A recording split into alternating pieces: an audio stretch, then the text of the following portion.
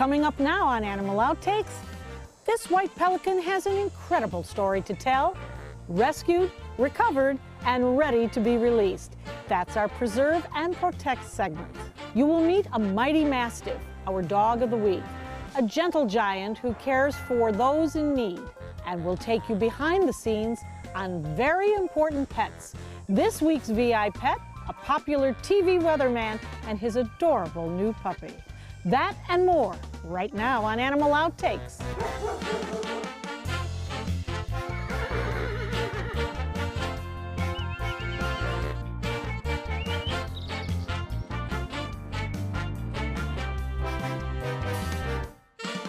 Welcome to another edition of Animal Outtakes. Zeus and I have been working very hard this week to bring you the best from the animal kingdom. We start off with a visit to our friends at Save Our Seabirds, where we learn about the white pelican.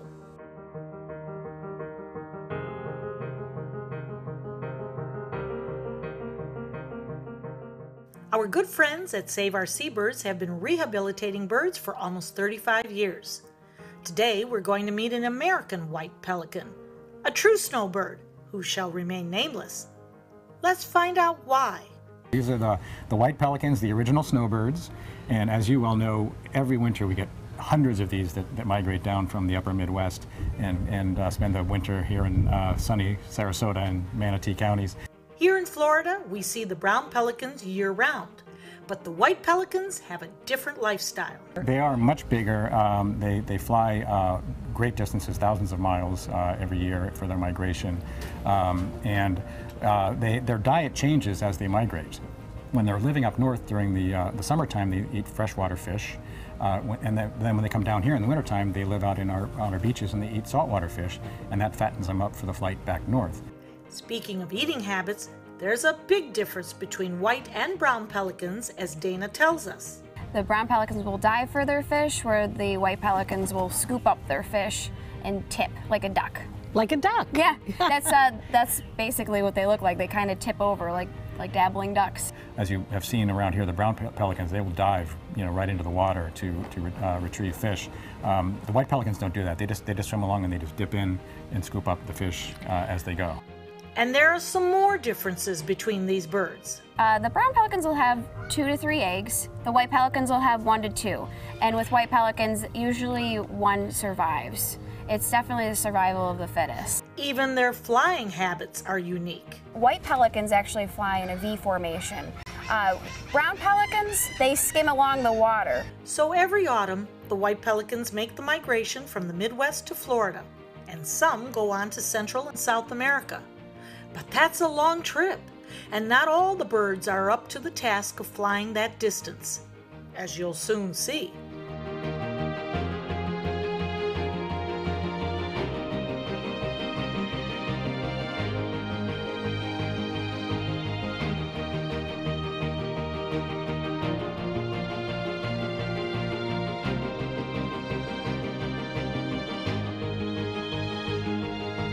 Wow, that is really amazing. Who knew how unique the white pelican is? Our story continues with the search for a family and the role each bird plays in the great migration of the white pelican. As we just learned, American white pelicans migrate every fall from the north to the south. But not long ago, 2 pelicans were unable to make the trip. Most of them fly down here under their own power. A couple years ago, we had 2 of them that flew down by commercial aircraft. And there were 2 rehab facilities up in the upper Midwest, one in Illinois, one in Wisconsin. They each had a white pelican that they knew they could not rehabilitate and release in time to go south with the flock. So what they did was they researched facilities here in Florida. They both independently chose us to send these birds to so that we could rehabilitate them and release them. After a short time at Save Our Seabirds, one of them was able to be released into the wild.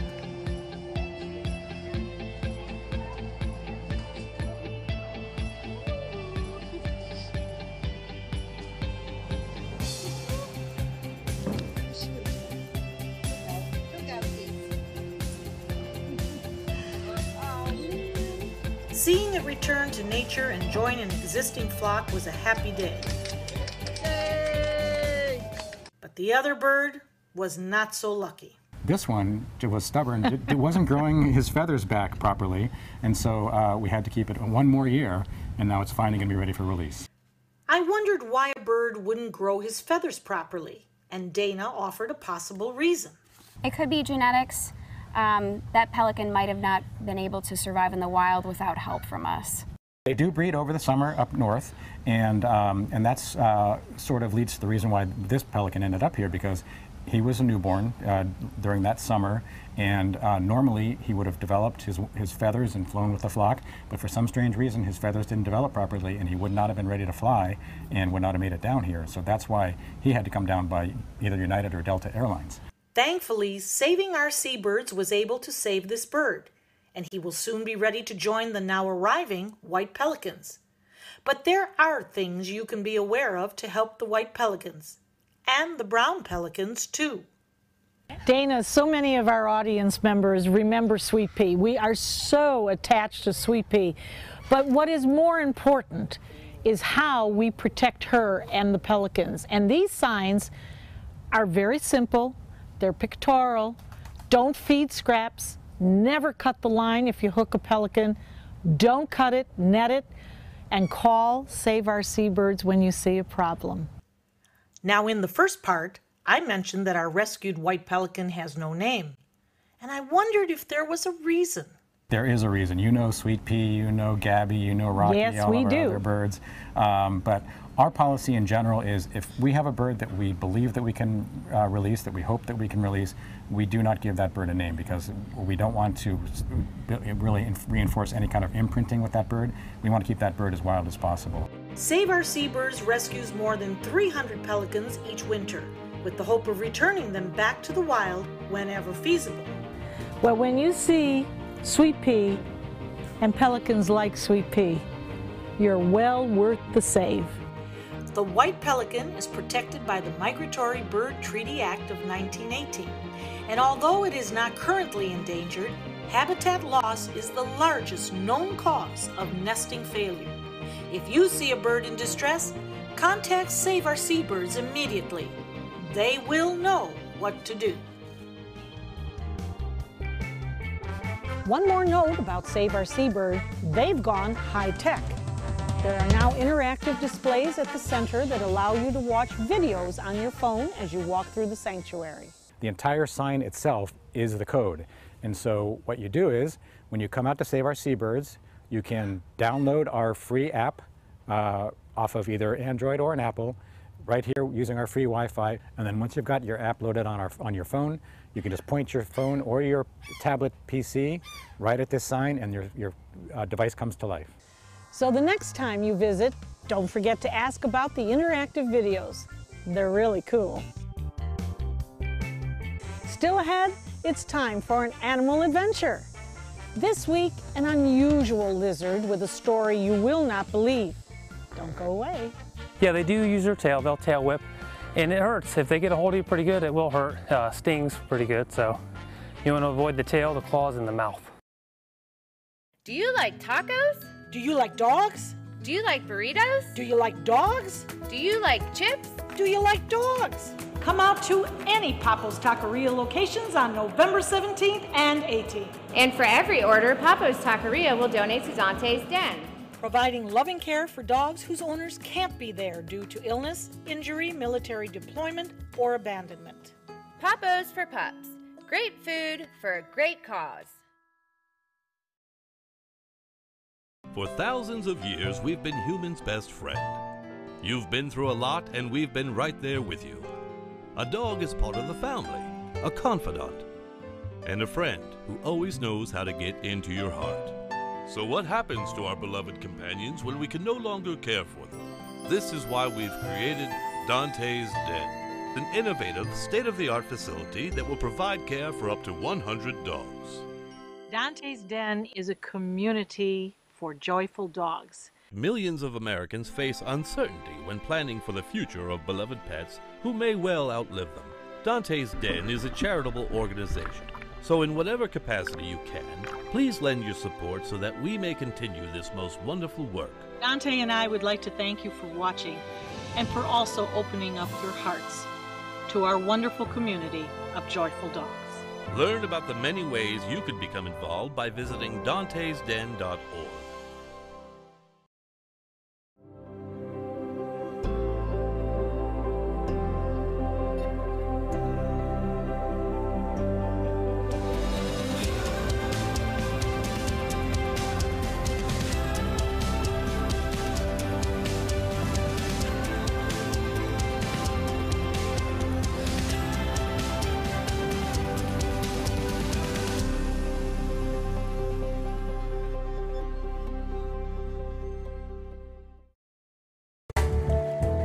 The crested caracara is listed in Florida as threatened.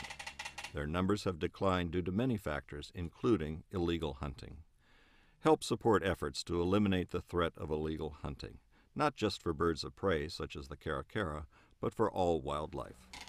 Always alert authorities if you see people hunting illegally, or if you see wildlife parts, such as feathers, being sold illegally. In this week's edition of Animal Adventure, we meet a very strange creature, a lizard like you have probably never seen.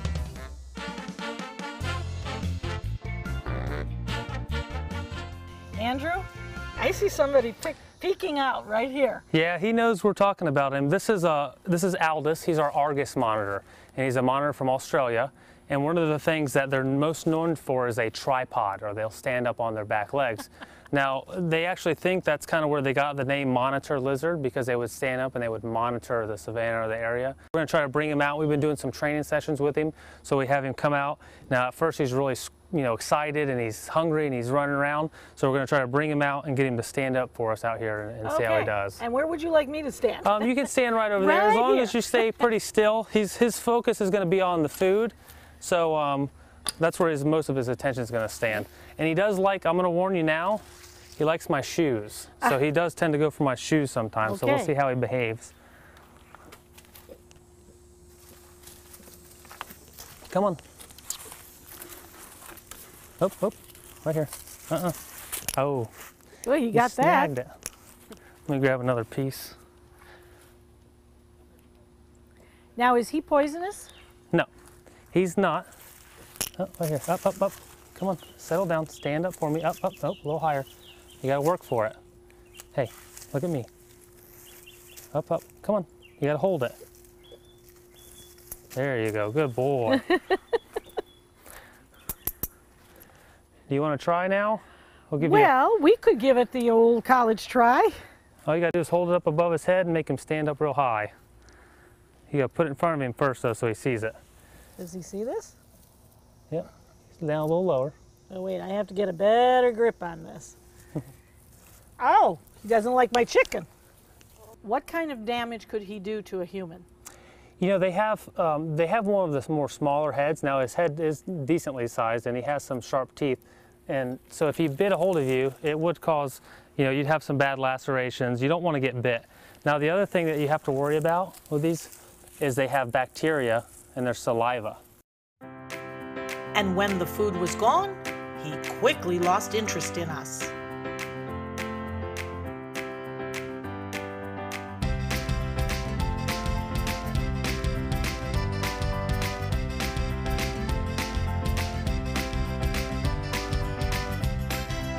And when he's doing that with the tongue, what is he really doing? He's actually smelling. So they're just like a snake. They have a good sense of smell with their tongue. They actually taste scent particles in the air. And that tail could be a real weapon. Yeah, they do use their tail. They'll tail whip, and it hurts. If they get a hold of you pretty good, it will hurt. Stings pretty good, so you want to avoid the tail, the claws, and the mouth. And of course, it doesn't leave much else. One thing I couldn't help but notice, these are wild exotic animals that Andrew is used to handling, and you have to notice how strong he is. The average person is not going to make it with these kind of animals. No, he gives me a run for my money, and we try to use them as much as we can for education. That's why we handle them, why we want to get them out there and educate people about the animals. So sometimes they want to be a little difficult.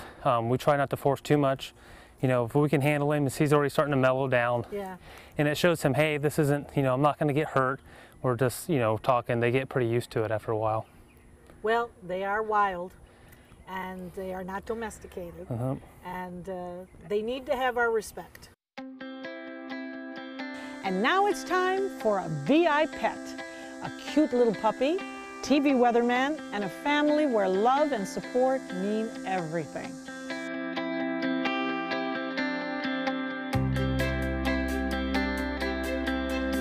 Mia's a rescue dog that we got just recently, 8 months old, and I'll tell you what, she's a bundle of joy. She's having a lot of fun. My wife Susan, who just went through breast cancer, decided to get a little companion to kind of take her mind off everything. So she's not only a rescue dog, she's rescuing us too, right? How you doing, Mia? Here, Mia. She thinks she's a big dog. She goes to school every day that I grab my car keys. She goes to the school and she's very friendly with all the kids. So everybody knows her Yep. already? Oh, yeah. Does she make you happy? Yeah. And so, yeah, 2 months now. The dog's been 2 months, and it just keeps us company now that Emma's at school, and I get to walk the dog around the neighborhood. It's kind of weird, big me walking this little dog around, but she likes her walks. Okay, and so I gotta kind of keep up with her first, because you know she gives me a little run there, see how fast I can go. Yeah, I was gonna say that. If we're still mic'd up, this is one thing I get to do is I get a little walk and a run sometimes with the dog. And so I don't get to exercise as much anymore, so now this gives me a little bit better chance to do that. Just, you know, it gives Emma a chance too, our little daughter, to experience how to take care of a pet, you know, and make sure that you have responsibilities, you have duties to take care of the dog, and make sure the dog is entertained as well, and you know, just a lot that goes with it, a lot of responsibility, you know, taking care of a pet. And make sure that if you get a pet, you are willing to commit that kind of responsibility. I think it's a good teaching lesson for Emma. There's so many dogs out there that need rescued, you know, and they need to be rescued. And you don't need to go to some puppy mill to buy a dog, I don't think. There's so many dogs that are out there right now, and they're cute dogs, you know. She's a barker, though. If she hears something, she'll start barking and think she's going to scare somebody. Go get him, go get him. Go get him. It's always the little ones. Go get him. Go get him. It kind of brings the family together as far as that goes. Everyone's kind of part of the dog, you know. They're all different. This dog is great too, because when you wake up, it comes running at you, it says hello, kind of greets you. And it's always kind of sad when you leave, you know, but then he goes find someone else, or she goes find someone else. The dog kind of brings unity in the family. You know, it's something to talk about, and obviously just brings a lot of fun. There's still more to come here on Animal Outtakes. A couple really big dogs that have evolved from being attackers to caregivers. We'll explain when we return. On your TV, on your computer, on your camera, on your smartphone, on your Apple Watch. And now you can get ABC7, your Suncoast News on Fire TV. Just go to mysuncoast.com and click on the mobile tab for a list of fast and free downloads that deliver ABC7, your Suncoast News on the go.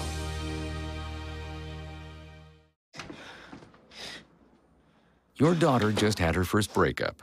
Do you A, put yourself in her shoes? B, console her? Don't worry, sweetie. This is gonna happen a lot. Or C, find her a new boyfriend? Nice, single boys. That was weird. As a parent, there are no perfect answers. But you don't have to be perfect to be a perfect parent. Thousands of teens in foster care will love you just the same. All hands on deck. What's up? I want to point out 3 tips for using the home computer more safely. Point away. First, stop. Make sure your software is up to date and that you've password protected your computer's login and Wi-Fi connection. Next, think before visiting a site, opening attachments, or clicking on links. Then connect, knowing you're helping make the web safer for you and for everyone. Make Stop, Think, Connect part of your daily online routine.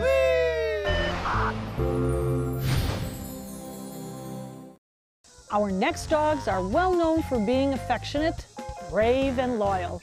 Their size may be intimidating to some, but their personalities will win anybody over in a heartbeat. Here's our dog of the week, the Bull Mastiff.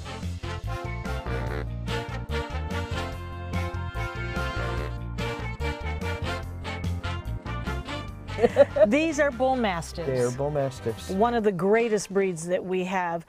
Tell us how old this breed truly is and what were they really bred for? They are called the Gamekeeper's Night Dog, and they're one of the only breeds that has been developed to actually take down a human being. They used them to catch poachers on the big game preserves in Europe. And the original color for a Bull Mastiff is the brindle, like Sunshine, because they disappear at night. Everything about these dogs was bred into them for a purpose. The wrinkles on their head are so that the gamekeeper who's traveling through the woods with them, who cannot carry a lantern or a light because he would be shot, can reach down and touch the top of his dog's head, and the wrinkles become more pronounced when the dog sees or hears or smells something. And they're bred with a slight underbite so that if they catch a poacher, they knock them down and lay on them and put their mouth on them, but they don't tear the flesh. They hold them down, but they don't hurt them. Now, it's hard to believe that these two wonderful but very docile at this point creatures could do something like that, but it's bred into them. It's bred into them. That said, they're also gentle giants. They are therapy dogs. Sunshine's been in the school reading program. They've both been hospice dogs for many years. They visit Braden River Care Center in Bradenton and visit the old folks. And when we go in the Alzheimer's wing with Sunshine, everybody in there sings "You Are My Sunshine." Oh. And they've been doing that for 8 years, and it still chokes me up whenever they do it. And they remember that. There's no question, I fell in love with these two. Luann, watching Sunshine and Ruby, I'm ready to just kind of lay over them and take a nap myself. They would love it. Yeah. They would love it. They'd make room for you. Bull Mastiffs live to be around 10 years of age and have a wonderful disposition that fits into most families. They're generally good with kids and other dogs. So if you're looking for a big cuddler, the Bull Mastiff might just be your choice. Those are some really big dogs, Zeus.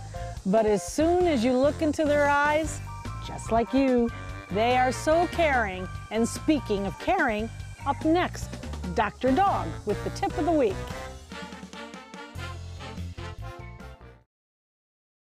Do you like tacos? Do you like dogs? Do you like burritos? Do you like dogs? Do you like chips? Do you like dogs? Come out to any Papo's Taqueria locations on November 17th and 18th. And for every order, Papo's Taqueria will donate to Dante's Den. Providing loving care for dogs whose owners can't be there due to illness, injury, military deployment, or abandonment. Papo's for Pups. Great food for a great cause. We're losing exotic animals on a daily basis, and the ones that we have in captivity are really the ambassadors for their wild counterparts. I'm Clayton Rozier from the Big Cat Habitat and Gulf Coast Sanctuary, housing over 150 exotic animals that needed a great home. And if you love animals, please help them. Do it locally. Support your local no-kill shelters, your local wild animal sanctuaries. Make a difference where you can.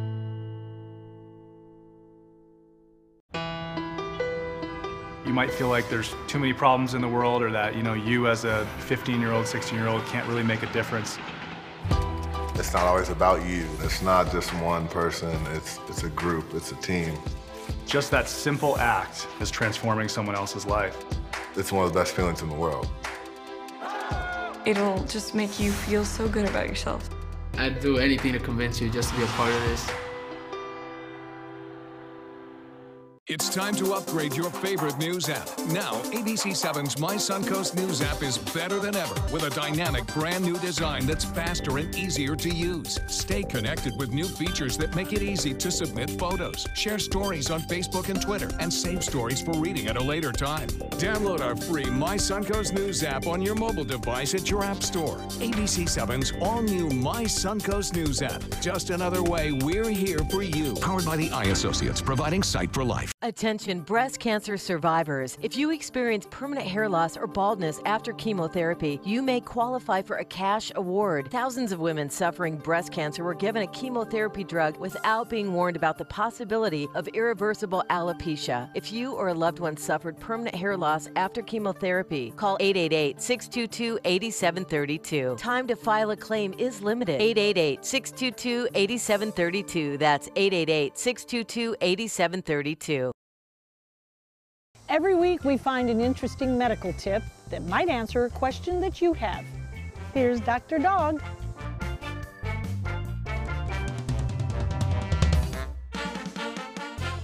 We have a letter today from one of our viewers who asks, how important is it to have massage for our dogs? Linda? It's very important, actually, just as important as if it were for us. Dogs have all kinds of pathologies just like we do. They have surgery just like we do. They're athletes just like we are. So anything that we can do for us, we can do for the dogs as well, as far as massage goes. Would you recommend that the massage be once a week, once a month, whenever? It depends on what's going on with the dog. If you're just doing it just for a relaxation type thing with your dog, if they're maybe stressed, not as often as if they had an injury or were recovering from some type of surgery. What about fear? We know that so many of the dogs are fearful of storms, and obviously they hear that rumbling way before we hear it. Could massage relax them and help them into that? Absolutely. You know, he actually has a fear of loud noises, and I work with him when we have those storms, and we have people out where I live that shoot guns. So it does help a lot, and we can, as massage therapists for canines, we can also offer some helpful use, strokes and different ways of calming the dog for the owners themselves to do at home. And what does the usual session last? Depends on the dog. The dog sets the time. As long as the dog is calm and willing to have the work done, that's the time. Anywhere from 10 to 45 minutes, depending on the dog. You can watch full episodes of Animal Outtakes by subscribing to our YouTube channel. Just visit youtube.com/animalouttakes. That wraps up this week, and what a great show it's been. I can't stop thinking about those white pelicans though, but we'll be sure to let you know as soon as he finds a family. Until next week, I'm Marcia Panucci, here with my best friend Zeus, and we hope that you've learned something and had some fun along the way. See you next week.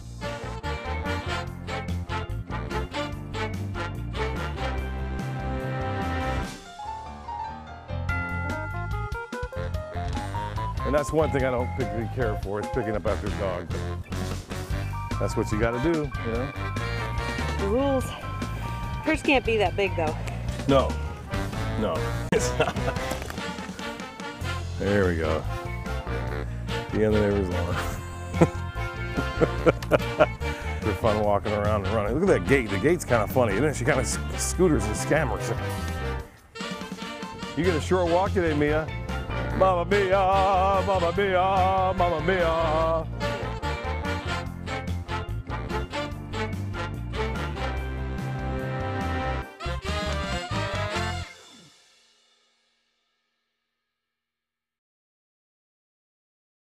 ABC7 is proud to present Line Dance Central. Now you can learn popular country and not-so-country line dances from the comfort of your own home. Just visit mysuncoast.com, click on Entertainment, and you'll be kicking up your boots or flip-flops in no time. Brought to you by the White Buffalo Saloon and Sunset Dodge Chrysler Jeep Ram. ABC7 News at 7, weeknights. Attention. This is an important message for anyone who has taken Xarelto or Pradaxa. If you or a loved one took the blood thinner medication Xarelto or Pradaxa and was then hospitalized for internal bleeding, you may be entitled to significant compensation. Xarelto and Pradaxa have been linked to serious, even fatal internal bleeding. If you suffered a stroke, heart attack, or serious internal bleeding, or if a loved one died after taking Xarelto or Pradaxa, call us now. Our network of attorneys have years of experience fighting the big pharmaceutical companies and is ready to fight for you. Potential claims are being reviewed for users of Xarelto or Pradaxa who have suffered severe bleeding or hemorrhaging, stroke, or even death. Our network of experienced attorneys is ready to fight for you. You won't pay a thing unless your case is settled. Call today for a free confidential consultation. Don't fight this alone. Please call 800-928-6604. That is 800-928-6604. ABC 7, your Suncoast News. We're here for you weeknights at 5.